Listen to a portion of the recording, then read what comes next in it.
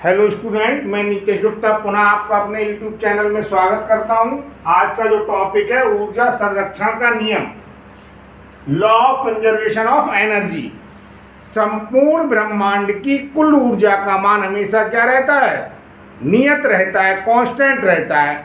ऊर्जा को ना तो हम उत्पन्न कर सकते हैं और ऊर्जा को ना ही नष्ट किया जा सकता है। केवल ऊर्जा को एक रूप से दूसरे रूप में परिवर्तित किया जा सकता है। इसको हम गुरुत्व बल के अंतर्गत गिरते हुए किसी पिंड के कुल यांत्रिक ऊर्जा का मान कांस्टेंट रहता है, इसके आधार पर स्पष्ट करके आपको बता रहे हैं। लिखा भी है मैंने, इसको गुरुत्व के अंतर्गत गिरते हुए पिंड के उदाहरण की सहायता से स्पष्ट करते हैं। माना स्मॉल m द्रव्यमान का एक पिंड पृथ्वी तल से स्मॉल h ऊंचाई पर बिंदु A से गिराया जाता है। प्रारंभ में बिंदु A पर वस्तु का वेग 0 है। A पर वस्तु का वेग 0 इसलिए माना गया जहां से वो गति करना प्रारंभ कर रही है। अभी मैं चित्र के द्वारा बताऊंगा, वहां पर प्रारंभिक वेग क्या होगा? 0 होगा। तब A बिंदु पर वस्तु में केवल स्थितिज ऊर्जा होगी, गतिज ऊर्जा 0 होगी। तब बिंदु A पर कुल ऊर्जा, आप देखिए अब ये चित्र बना हुआ है। A पॉइंट से स्मॉल m द्रव्यमान की वस्तु गिराई जा रही है। जब वो A पॉइंट से गिराई जा रही है, इसकी हाइट कितनी है? h है। A पॉइंट से जब कोई वस्तु गति करना प्रारंभ करती है तो उसका वेग कितना होगा? 0। और मैंने आपको गतिज ऊर्जा वाला जो टॉपिक बताया है उसमें बताया था गतिज ऊर्जा हाफ mv² होती है, द्रव्यमान गुणा वेग का स्क्वायर। जब यहाँ पर प्रारंभिक वेग का मान 0 हो जाएगा तो गतिज ऊर्जा तो 0 हो गई। अब इसमें क्या बची? स्थितिज ऊर्जा। गतिज ऊर्जा और स्थितिज ऊर्जा को स्पष्ट रूप से समझने के लिए आप मेरे जो वीडियो हैं पिछले उन्हें देख सकते हैं। तो यहाँ पर बिंदु A पर कुल ऊर्जा बराबर आप लोग जानते हैं गतिज ऊर्जा प्लस स्थितिज ऊर्जा होती है। यहाँ पर हाफ mv² से वेलोसिटी का मान 0 होने की वजह से गतिज ऊर्जा क्या हो गई? 0। और ये हो गया mgh, तो ये आ गया कुल ऊर्जा बराबर mgh, इक्वेशन नंबर 1।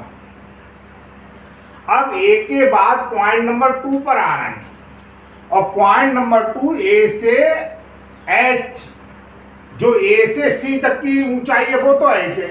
और जब ये पॉइंट B पर आ गया तो ये कितनी दूरी तय कर ली? इसने x दूरी तय कर लेता है। और x दूरी लिखा है, माना पिंड गिरते समय ऊपर से x दूरी तय करके बिंदु B पर पहुंच चुका है और B पर इसका वेग क्या है? v है। तब गति के समीकरण से अब इसकी वेलोसिटी गुरुत्व के अंतर्गत लगातार गिर रहा है, गुरुत्वीय त्वरण इसमें है, तो इसका वेग लगातार क्या होता है? चेंज होता रहता है। तो B पॉइंट पर हमने इसका वेग मान लिया v। तो गति का जो समीकरण है v² बराबर होता है u² प्लस 2as। ये गुरुत्व के अंतर्गत गति कर रहा है तो गुरुत्वीय A की बजाय तो गुरुत्वीय त्वरण g हो जाएगा। और जो हाइट होनी चाहिए, दूरी होनी चाहिए, वो यहाँ पर कितनी हो गई? ये हो गई, विस्थापन हो गया x। v² बराबर यहाँ पर प्रारंभिक वेग पुनः 0 है क्योंकि उसने A से गति करना प्रारंभ किया था। मैंने आपको बताया गति करना जब प्रारंभ करते हैं तो प्रारंभिक वेग का मान 0 होता है, क्योंकि जब गति प्रारंभ होती है उस समय पिंड क्या होता है? रुका हुआ होता है। 2gx, तो v² बराबर आ गया 2gx। बिंदु B पर पिंड की गतिज ऊर्जा हाफ mv² होता है, मैंने आपको बताया था। हाफ mv का मान रख दिया, ये आ गया mgx। अब हम बात कर रहे हैं B पॉइंट पर पिंड की स्थितिज ऊर्जा। तो आप यहां से हाइट देखिए, पृथ्वी से B पॉइंट की हाइट है, ये रह गई h माइनस x। तो B पॉइंट पर पिंड की स्थितिज ऊर्जा बराबर होती है mg इंटू हाइट, ऊंचाई। तो mg पृथ्वी तल से ऊंचाई कितनी हुई? h minus x। बिंदु B पर पिंड की कुल ऊर्जा ये होती है गतिज ऊर्जा प्लस स्थितिज ऊर्जा का योग होता है। तो ये तो आपकी गतिज ऊर्जा आ गई mgx और स्थितिज ऊर्जा आ गई mgh माइनस x। जब हम इसे सॉल्व करेंगे तो ये हो जाएगा mgx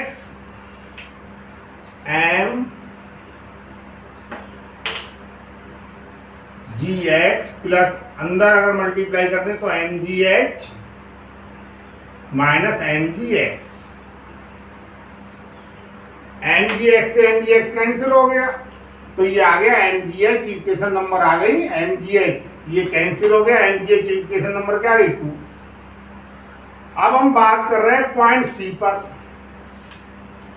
जब पिंड बिंदु C तक आकर पृथ्वी से टकराने वाला होता है, ये गति करते समय नीचे आता रहा और C पर आ गया, ये लगभग पृथ्वी से क्या टकराने वाला है।